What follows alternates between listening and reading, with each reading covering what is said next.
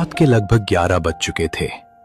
शहर के पुराने बाजार की लाइटें आधी बुझ चुकी थीं और हवा में धूल और ठंडक का अजीब मिश्रण घुला था।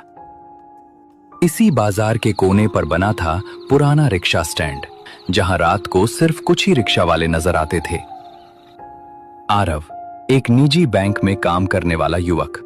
उसे अचानक ही एक जरूरी कागजात के लिए देवगढ़ गांव जाना था, जो शहर से करीब 30 किलोमीटर दूर था। थोड़ी देर बाद आरव शहर में जो पुराना रिक्शा स्टैंड था वहां पहुंच गया।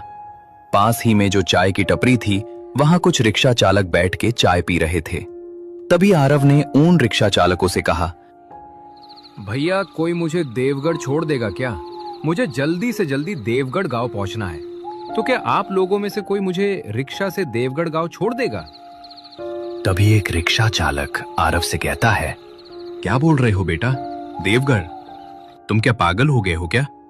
रात के लगभग 11 बज चुके हैं और इतनी रात को तुमको देवगढ़ जाना है? माफ करना बेटा, लेकिन हम लोगों में से कोई भी तुमको इस समय देवगढ़ नहीं छोड़ सकता। हाँ बेटा, इस समय तुम देवगढ़ जाने का तो भूल ही जाओ। अब तुम यहाँ से घर लौट जाओ और कल सवेरे देवगढ़ चले जाना। लेकिन भैया मुझे तो किसी भी हालत में देवगढ़ अभी जाना है। तो बेटा, यहाँ तुमको किसी का भी रिक्शा इस समय देवगढ़ जाने को नहीं मिलेगा। अगर तुमको देवगढ़ जाना ही है तो तुमको चलकर ही जाना होगा।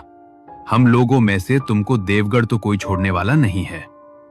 तभी अचानक पीछे से एक रिक्शा चालक अपना रिक्शा लेके आने लगता है। जैसे ही रिक्शा उस चाय के टपरी के पास रुक जाती है, तभी आरव उस रिक्शा चालक से कहता है, भैया मुझे देवगढ़ जाना है, क्या आप मुझे आपके रिक्शा से देवगढ़ गांव तक छोड़ दोगे? मुझे अर्जेंट देवगढ़ जाना है। बेटा, इस वक्त देवगढ़ ये तो नहीं हो सकता। रात में देवगढ़ पहुंचना ठीक नहीं बेटा। क्या हुआ भैया, देवगढ़ गांव क्यों नहीं जा सकते? क्या देवगढ़ गांव का रास्ता खराब है क्या? बेटा, रास्ता खराब नहीं है, तुम्हारा वक्त खराब है। देवगढ़ जाना रात में अच्छा नहीं माना जाता। तुम चाहो तो आगे जुनेदपुर कस्बे में उतर जाओ। वहां तुम्हें छोटे छोटे ठहरने के कमरे मिल जाएंगे। सुबह होते ही देवगढ़ चले जाना। आरव को उस ऑटो वाले की बात अजीब लगी, पर आरव को मजबूरी थी।